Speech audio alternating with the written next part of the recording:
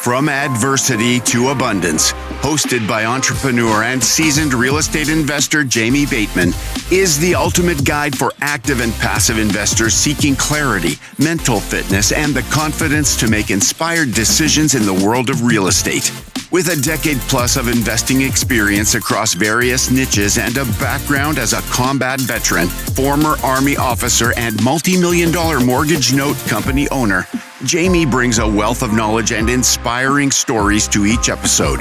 Through weekly episodes featuring insightful interviews with industry leaders and solo explorations of mindset and strategy, listeners will uncover actionable advice and tips to overcome challenges and build lasting financial success. Whether you're a seasoned investor or just starting, From Adversity to Abundance is your roadmap to turning obstacles into opportunities and achieving financial freedom.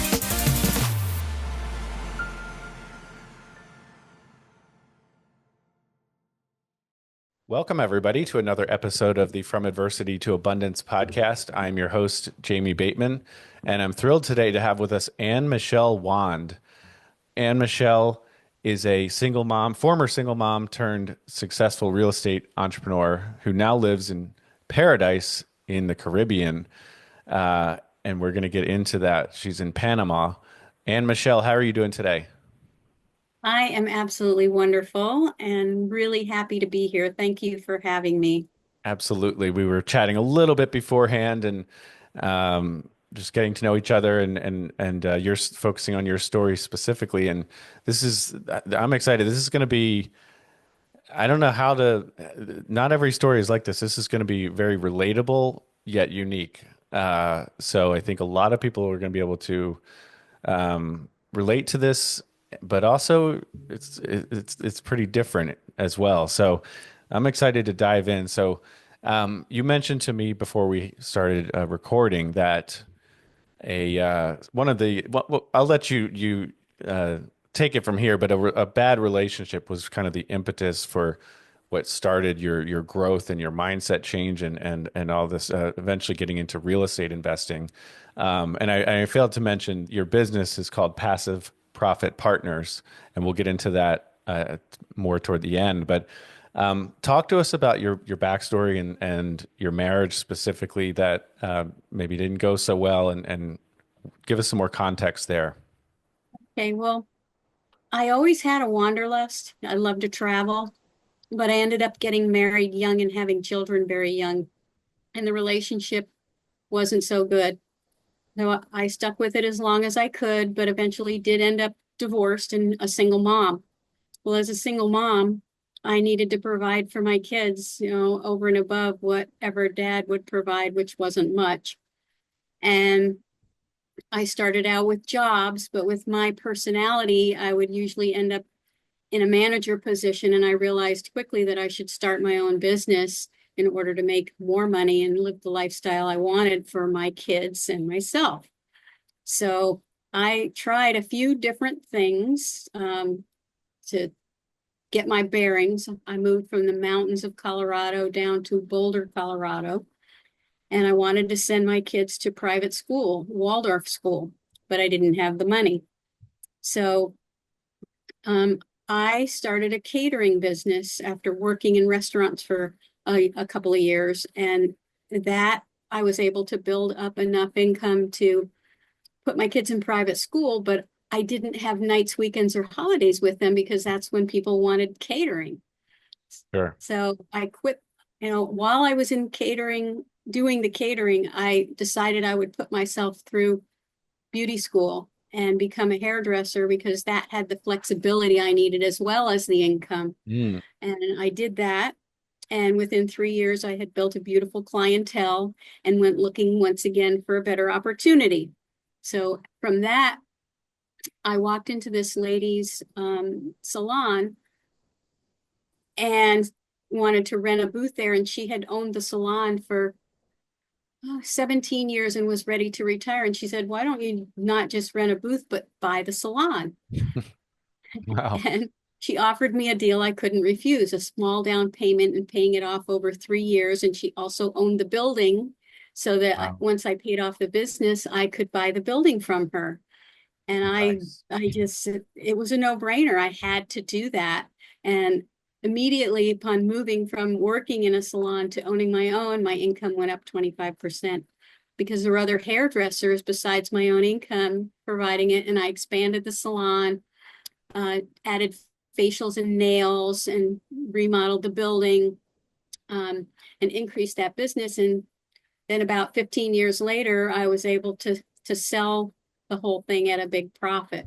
So that was Wow. one of my first forays into real estate. And I realized that was going to be my retirement account. I was going to invest in real estate from now Wow. on. And so, And oh, so, so yeah, when you, after the end of the 15 years, that included the sale included both the business and the real estate at that point? yeah, I wanted to sell just the business and hold on to the building Hmm. for a few more years for appreciation, but she Hmm. wanted the building so badly that she said, Hmm. "Tell me the price you would want in 5 years and I'll pay that." So I Wow. did some calculations and named a price and she paid it. Wow. It was Wow. That's, amazing. yeah, that is Well, amazing.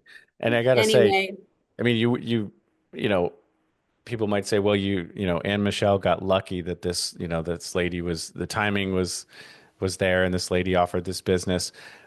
But I would counter and say, well, you put yourself in that situation because you were seeking an opportunity to better yourself and provide income and flexibility for your kids.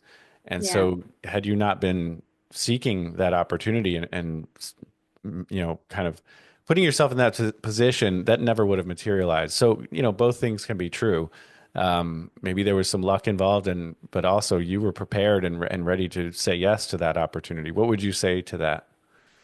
Well, I believe what Oprah says, luck is when opportunity meets preparedness, just like you're saying. Hmm. Yeah. And I've been a person that believes in evolving myself, both Hmm.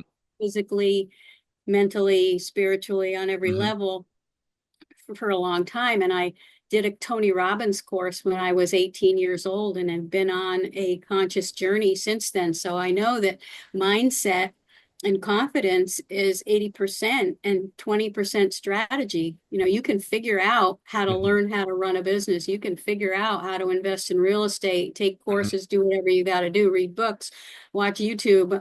Hmm. But if you don't have the success mindset that you believe in yourself and that you can do it, Yeah. and an example is like Henry Ford, right? If you believe you can, you can. If you believe you can't, you can't. Yeah. Right. Either way, And you're going to be either right. way, you're probably right. So Yeah. that's been my philosophy and how I've operated and how these opportunities created for me. I could give you multiple stories of how I took advantage of opportunities the universe brought to me and I recognized them Hmm.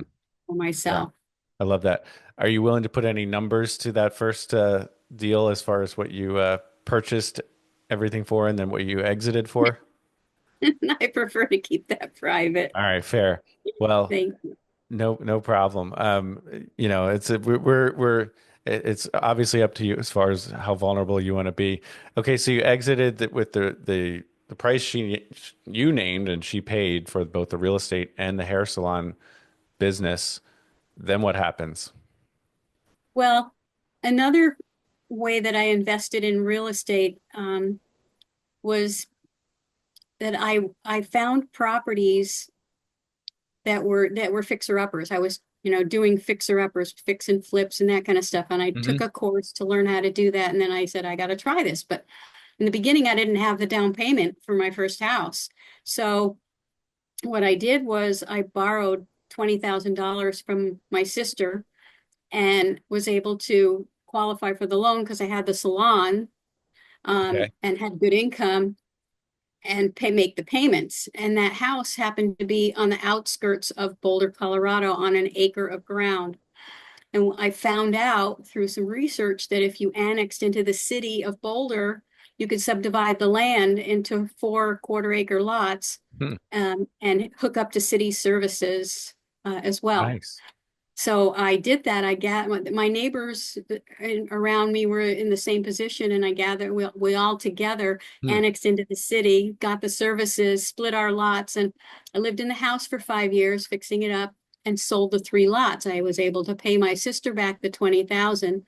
The house was $108,000. And I think I can't remember what I sold the lots for, but maybe I sold each of them for 50 to 75,000. And then I was able to pay her back and buy another property. I had a down payment on the next property. So I did that a That's couple more fantastic. times with excess land. And that's something people don't think about a lot. But if you can find a No. town, well, there's like 100,000 people. It's an immediate, small town. Hmm. You can do stuff like that. Yeah. Uh, That's I've not heard that.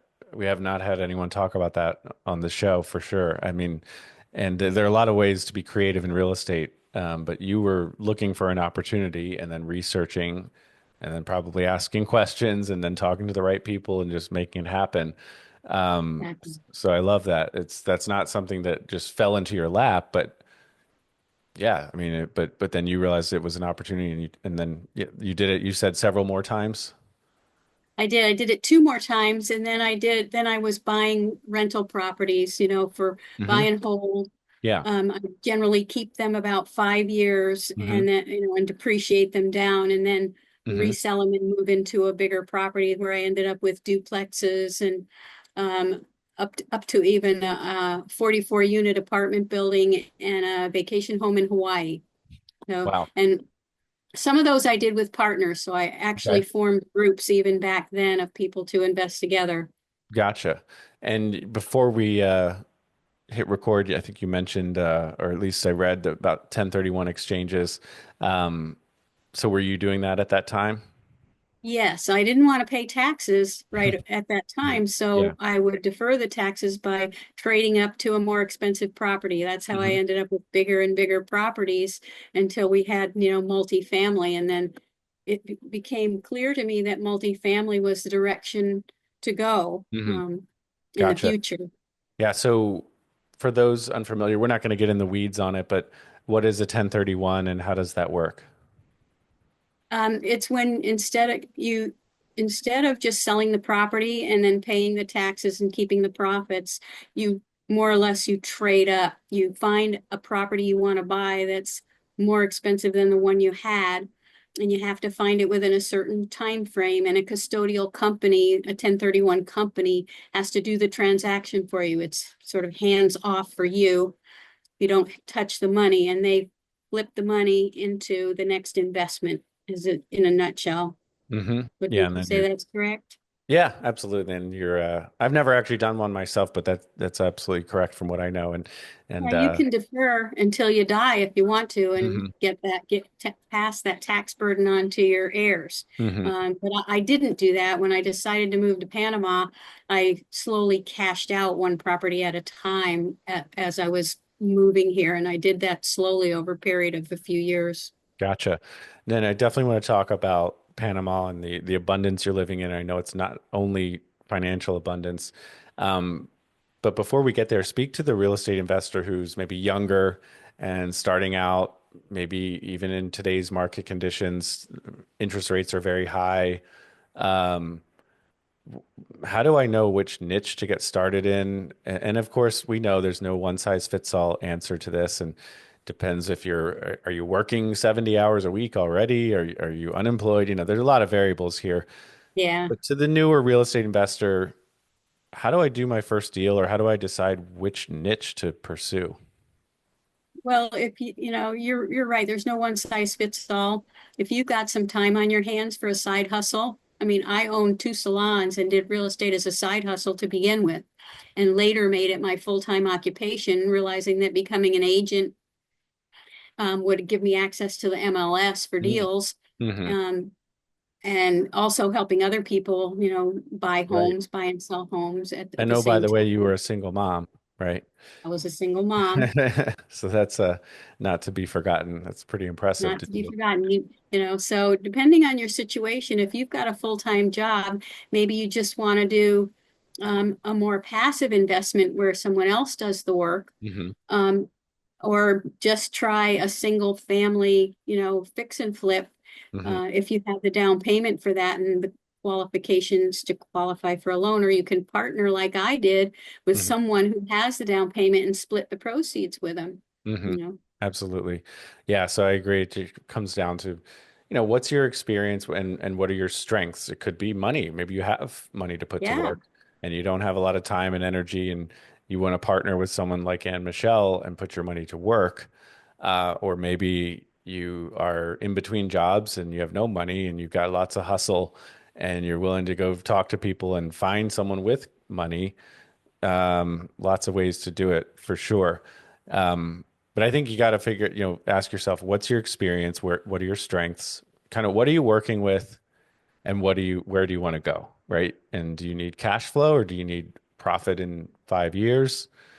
Um, that's in 2015, I'd been a real estate investor for about 5 years, but kind of made a mindset shift myself. And I said, you know, I, what are my strengths? Who's in my network that can help me and that I can work with and that I can help as well. And then instead of focusing on woe is me and the things that are obstacles, it's just like, no, what can I work with? And that mindset shift really changed everything. And not to say it's all been rainbows and butterflies ever since, because there are always struggles, and we're never done with adversity. But that that mindset shift was critical, and in just realizing, it helped me eventually, leave my W-2 and go into full-time real estate investing. But we'll save my story for another episode. Um, so moving to Panama, I mean, you mentioned to me before we hit record that you researched a lot of different countries and locations that everybody said were amazing. Most people wouldn't even think to leave the U.S., but twofold. One, how do you decide to even how do you consider leaving the U.S., and then two, how did you decide on Panama? Well, I always had a wanderlust and I like to release my limitations and expand my horizons. So traveling was a thing for me. And every time I had a vacation, I would go to a warm, exotic beach and see what it was like and thought, could I live here? And I visited enough of those locations, in different parts of the world, Caribbean, Hawaii, Thailand, Bali, um, all over Central America, Costa Rica, Mexico. Um, and when I discovered Panama, I'll tell that story in a minute, but when I walked off the plane after deciding to come to Panama as a potential, it was like, I could live here, just looking around and exploring. It was like this feeling that I got. Hmm. And I always listen to my gut. So Hmm.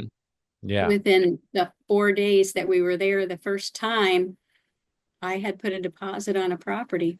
Wow. But, but I'm also, an adventurous soul and willing to take a bit of risk. And I Hmm. had a little bit of resources behind me to do that. Hmm. So that's Right. important to consider too. It's like where you're at and where you're willing to go Yeah. with it.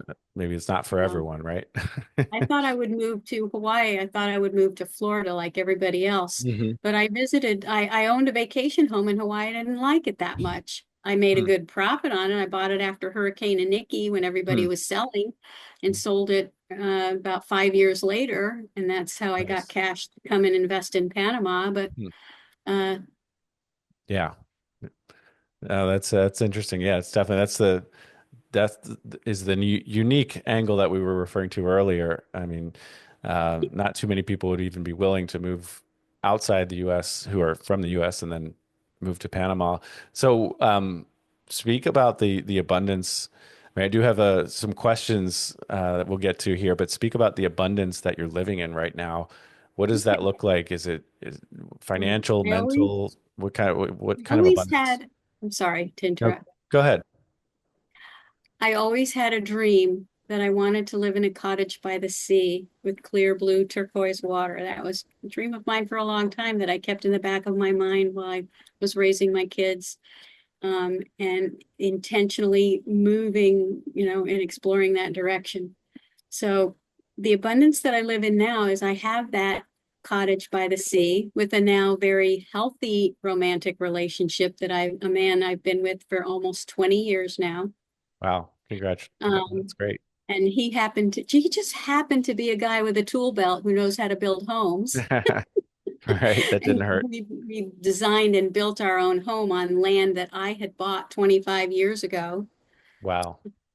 Um, and I get to look out any one of my windows that you look out, pretty much you're going to see lush green vegetation or you're going to see Caribbean Ocean water with those gentle waves lapping against the shore, you That's know. amazing.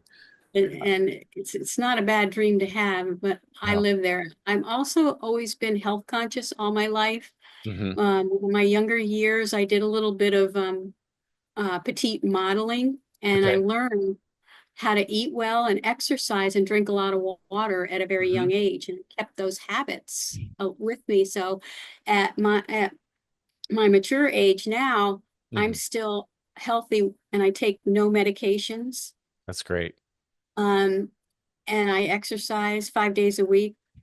I do different things so I don't get bored. Sure. Um, we eat very healthy, mostly on the vegetarian vegan side at this point in our lives, and we feel Hmm. really good on that diet. Hmm. Um, so Yeah. physically taking care, I think your body is your temple, and you need to Sure. take care of it by exercising and eating well. Yeah. Your Absolutely. mind is also thoughts become things, so you have to pay attention to your thoughts so that what you create is what you want and not what you Hmm. don't want. Right. They're so powerful, and people end up thinking that they are their thoughts, and then their thoughts control them. Right. We can But your control our thoughts create emotions, and emotions creates reality. behavior, which creates And you reality, feel right? it. Yeah. Also, True. I think important point is spirituality and connecting to something bigger than you. Hmm. You know, whether you believe in God or the universe or Hmm. Allah, or I don't care what it is, but Hmm. to have something that you can have faith in Yeah. outside of yourself is an important piece, to have the confidence and the spirit to be able to do things knowing that Absolutely. you're not alone in this world. Very true. Couldn't agree more. And what is a day in your life look like, or maybe a week? Okay. Well, I am what I call financially independent, financially free. You know, my Hmm. time is my own, and I've been that way for a number of years. So what I've chosen to do is I generally do not book any appointments before 10 o'clock in the morning. I get up early. I'm up probably 5, 6 in the morning, Hmm. and the first thing I do is meditate. Have a morning routine that puts me in the right mindset for my day. Hmm. So I meditate, and I meditate intentionally on my goals, or just for general well-being, or I pray for someone else. Hmm. Um, Once I've meditated, and then I'm, feeling harmonious and within myself, I get up and I drink my magic drink. Okay. My little smoothie Uh-huh. that's made from superfoods, and then I exercise. And it might be different exercises on different days. Hmm. I do yoga or Pilates. I put on a YouTube video and I do it just at Hmm. home, or I might go to town and ride my bike. Um, or I might swim because I can swim right out my front door That's and amazing. snorkel out there. So I go say hello to the fishies. Right. Um, or I kayak. So like I Yeah. said, I get kind of Variety of bored activities. easily, so I don't do the same exercise every day, but Yep. I do exercise 4 or 5 days a week, and then I Hmm. take 2 days off to just rest my body. After Sure. I exercise, I take a shower, I eat breakfast. By then it's about 9:30, Hmm. and I generally have some kind of work scheduled Hmm. on any given day between like 10 and Hmm. 12:30. So I work for a couple of hours, either doing a Yeah. podcast visit like this, Yeah. or working on my project, or talking to people about investing in the project, Hmm. or even going to see a piece of land or meet a client. Next month I'm going to be speaking up in Boquete to a women's group. Hmm. Nice. Um, Yeah. So you work 2 or 3 hours a day, yeah, and I work. And mhm, then I take lunch. I'll mhm, take about a 2 hour lunch and either mhm, eat at home with my husband because he works from home too. Um, or I might go to town and have lunch with a friend. And by the way, for me to go to town, I live on an island. I have to go by boat. We live Wow. completely off grid with solar and rain Wow. catchment, and our car is our boat. It's 10 minutes to town to Wow. go to a restaurant or a grocery store. But it's an adventurous life that I love and I'm healthy enough to do right now. Sure. It's my Love that. choice, Right. right? So then I generally will work another couple of hours in the Mhm. afternoon, and if I don't have anything scheduled, then I'll do one of my hobby things. Like I love to bake, and I'll bake bread. I bake bread. I don't eat bread, but I bake Mhm. it for my husband because he Mhm. loves it. And, Gotcha. and I bake bread every week for him, and I enjoy it. Just the kneading of the bread, and Hmm. it's creating something from Yeah. nothing. Right. Well, I mean, that's what entrepreneurs are, investors really are. I mean, I used to think I wasn't creative. I'm not creative, but You are, it's running a creating a business or adding value to a real estate property. You're creating something. So yeah. you know, So I read the 4 hour work week, and Mhm. I generally work about 4 hours a day. And Yeah. then by Gotcha. 4 o'clock, I'm either preparing dinner or getting Mhm. ready to go out to dinner Nice. um, Yeah. for the evening. No, it sounds like a fantastic lifestyle. I mean, I don't think I'll ever retire per se because I do enjoy working some. And I tried to yeah, retire. okay, didn't work. Didn't Um, work. gotcha. I think that's amazing. And just the fact that you're willing to just be so intentional and conscious about everything. And to be clear, you put in a lot of work before to get where you Yeah, are and now. in the past, I worked a lot more than this. Yeah. When I owned my real estate franchise, which I opened in 2012 and then sold in 2021, um, I worked like full 40-hour work week showing property to people in a Hmm. boat because Hmm. most of the properties are on Wow. islands here. But it was again another fun adventure. And when I got tired of it, I sold it. And I did that 3 years ago. Gotcha. Yeah. So, and you may have, more professional adventures ahead of you, right? It's possible. I'm thinking that this multifamily that I would like to create Hmm. a conscious community for Hmm. elders and their children might be my last formal project. Gotcha. Okay. Um, I've got some more rapid fire questions here. You ready for those? Sure. What is one thing, this one trips people up sometimes. What is one thing that people misunderstand about you? That's one thing people misunderstand about me. I think I'm not that easy to get to know at first. I'm kind Hmm. of quiet, I'm more of an introvert, Hmm. except if I'm intentionally reaching out to someone for a purpose. Mm, But like sure. at a party or something, if I don't know anybody, I Yeah. might wait for someone to come up to me and start Hmm. a conversation, Yeah. not necessarily reach out to them, although I can do both. So people don't, they might see that as a bit me as a bit standoffish, and that would Sure. be a misunderstanding because I'm really very friendly and open-hearted. Understood. I can relate to that. Um, what's one of your biggest failures, Anne Michelle? Um, wow. Well, I don't believe there are failures to Hmm. start with, only Yeah. learning experiences. Well, But the one of second part of the my, question is what did you learn from that experience? So, yeah.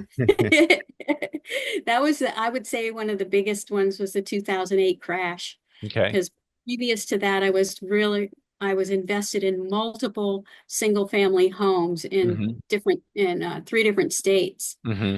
Um, and I was over leveraged because you could put, 0 down or 5% down, and you get these adjustable loans, and you'd put Right. these renters in the property Right. at the time at the low rate. So when Right. all the bottom dropped out of that and property values went down so quickly Yeah. and interest rates went up so quickly, people Hmm. couldn't pay, they lost their jobs. And so we had to, I lost probably a third of my portfolio that I couldn't hold on to. I was lucky enough, more lucky than some, to be Hmm. able to hold on to some that I'd had more equity in. Hmm. I had to let go of that, and I learned from that not to over leverage, not to Hmm. um, count your chickens before they're hatched, Hmm. that type of thing. And I will never Sure. put myself in that position again, which is why I did what I did today was I built everything I have today with no debt.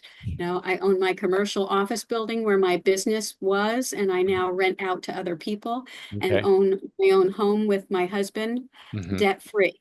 And that's going to stay that way, even though they say that it's not, it's dead money. I Right. don't care. I have other money I'll invest, that I've Right. built up from the investments, and other people can do that too. Right. If you make a plan, a strategy, and you put a certain amount of money aside, I don't care if it's $10 or $100 or $1,000 or $10,000 in a Hmm. fund for your future real estate investments or your stock market investments or whatever you've chosen as your vehicles, Hmm. you will have then a pot that you can start with, and build from there. And I started Sure. with nothing. I borrowed money to start with. Yeah. It's amazing. Speaking of money, if you were given $10 million tomorrow, what would you do with it? Oh, I'd build my community. I only need 7 million. I'd take the other 3 million and put it in a passive investment. There you go. So speak more about your community. What is that exactly? Well, I call it's the company is passive profit partners where you invest and we do the rest because I want to create an intentional community for elders and their digital nomad kids, basically.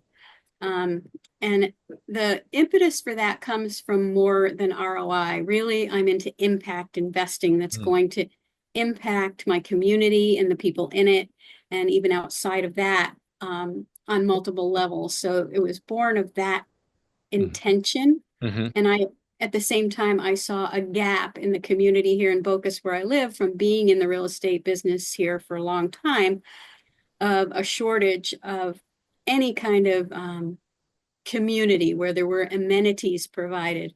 I see. There weren't even any swimming pools in Bocas 15 years ago, and now almost everybody's putting one in. Hmm. So to think about a fifth, what an over 55 community provides pickleball and swimming pools and gardening I and love pickleball. hiking clubs and game rooms and event centers and all of Hmm. that stuff, as well as a little bit of health and wellness incorporated in there so you can do alternative therapies and Hmm. healthy dining so that, and I want to see people go into their older years Hmm. thriving and not just surviving. And I think Love with that. the situation in the US as it is today, Hmm. many people can't afford what that takes to do in the US. So Hmm. they're looking for alternatives, and a percentage of them may be adventurous enough to move to Panama, or maybe they've explored on a vacation and said, what a great place this would be. Or their kids have explored on a vacation and said, yeah, this would be cool, but I got my parents back in the States, well, now Sure. the whole family can come Hmm. invest in a project that not only they could live in part-time or full-time, but it'd be a fractional ownership, provide an ROI as well. Hmm. So, That's. and you don't have to want to live there to get, you can just be an investor and get Hmm. ROI, or you Hmm. could do both. Hmm. That's fascinating. Yeah, that's really interesting.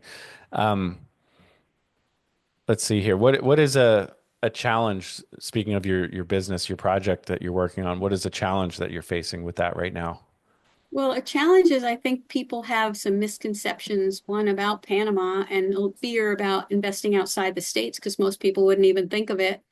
And I strive to educate people so that that fear, goes away, and so that they know there is opportunity and that it provides great diversification for their portfolios, um, to not only, invest outside their state, but invest outside their country. It's just more safety in uncertain times to not put your eggs all in one basket.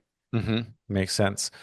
What is one thing in your field of expertise in real estate investing that almost no one agrees with you about? No one agrees with me. Hmm. I'm gonna have to think about that. No I problem. think Anything um, controversial? How about we'll pivot and what's something controversial that you see in real estate investing? Uh, I know you're removed from the US, but is there anything you see that's, people should avoid or that's controversial when it comes to real estate investing? people should avoid or that's controversial. I think it's important to vet and research your deals thoroughly, Hmm. For make sure. sure that they are a fit for you, whatever it is. Uh, Absolutely. I remember one apartment building that I bought back in, oh gosh, the 90s probably. And it was in a um, not so great part of town in Denver. But I thought I saw the signs of it gentrifying, and I was wrong, Mm. and I bought the apartment building and I couldn't, that was the one investment I couldn't really turn around. So I didn't lose money on it. I sold it for break even, but I didn't Hmm. make money on it either. Hmm. And I learned from that to, take risks, but not too much of a risk. Sure. What do you think is the biggest psychological barrier that real estate investors face today? Fear. I think is that fear is a big psychological barrier to get started, to continue when you hit a roadblock, to overcome obstacles that are inevitably going to come in your way. Um, and if you can create less fear within yourself, Yeah, then you'll absolutely. be able to make those leaps better. For sure. And like you said, that it's inevitable, right? That you're going to have obstacles. So you Every, we shouldn't be surprised when they happen. We don't know how they're going to appear, what they're going to look like, but oh, yeah. here it is, right? I knew this was coming. Um, how has, and we already spoke about this, but if you have anything to add, how has financial abundance, and in your case, it's living debt free specifically, but how has financial abundance made your life better? Well, my schedule is my own, I can make, it gives you options. Having financial independence gives you options. Hmm. And that once I actually achieved it and Hmm. got here and lived in the house and had enough passive income to pay my bills, I was like, okay, what now? So in a way, it's never ending. Sure. Then I had to I reached all my goals that I had for myself, and I had to create Amazing. new goals. Sure. Absolutely. I love that. What is a book or two that you could recommend to our listener? I recommend anything by Greg Braden, Dr. Okay. Joe Dispenza, or Bruce Uh-huh. Lipton.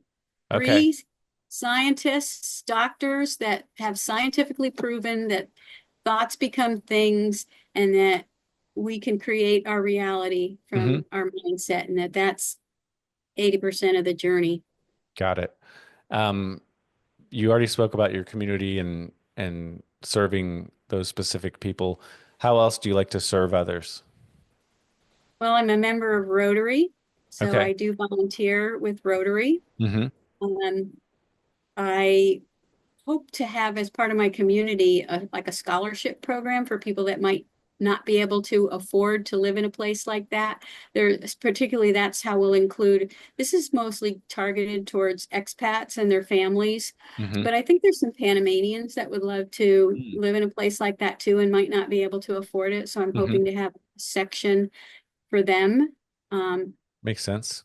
I hope to incorporate for our employees, even have them be part fractional owners, even Hmm. though they probably wouldn't live there and participate. They can put a portion of their salary, into the investment as Hmm. well. Have multiple levels of ways to invest for Hmm. multiple people because it's important to me to have a ripple effect.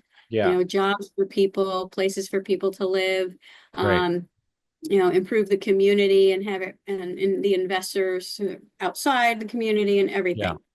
So from a next step standpoint, if someone hears this, is this project fully operational, or how can they get started working with you? The way to get started is I do consultations Okay. with people initially, Hmm. and they can set that up from my LinkedIn portfolio, Okay. my LinkedIn profile. Yeah. It has all my information there. I Nice. also have a website that they can contact me. It's www.passive-profit-partners.com. Okay. All the information is all there, but I start with a conversation like this on a Hmm. Zoom call where Yeah. we can get to know each other, see if it's a fit for you, or if Hmm. there's another way that I can help you. Or Hmm. if people just want to relocate to Panama, I provide consultations for relocation services. Nice. Okay. Good to know. What is one question that you wish I'd asked that I have not asked? Um,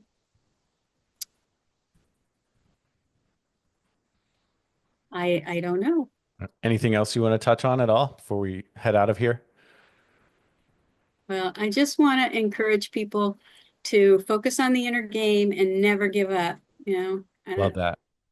And that's really what the show is all about. I mean, we do try to provide practical, next steps and tips in real estate investing and, but ultimately it is the mindset piece and the mental fitness and that inner work is so important because like you said, you can read a book or multiple books on real estate or watch YouTube videos and the mechanics of it you can learn or partner with the right people who know that. But if you don't have that mindset piece and the mental fitness piece down, you're not going to go very far. So Yeah. I love that.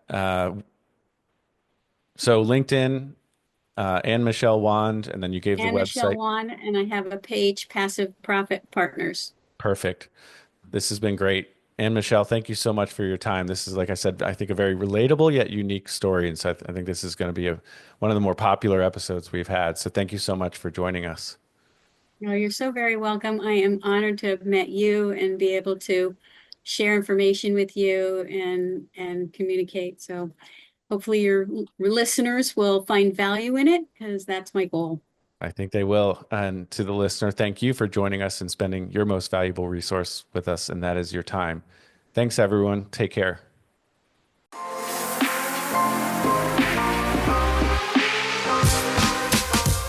Thank you for joining us on From Adversity to Abundance. We hope today's episode has equipped you with valuable insights and practical advice to elevate your real estate journey. For more inspiring stories and resources, visit us at www.adversitytoabundance.com. If this episode has inspired you, please share it with a friend who could also benefit from our conversation. Together, let's turn adversity into abundance. Until next time, keep building your mental fitness and your real estate empire.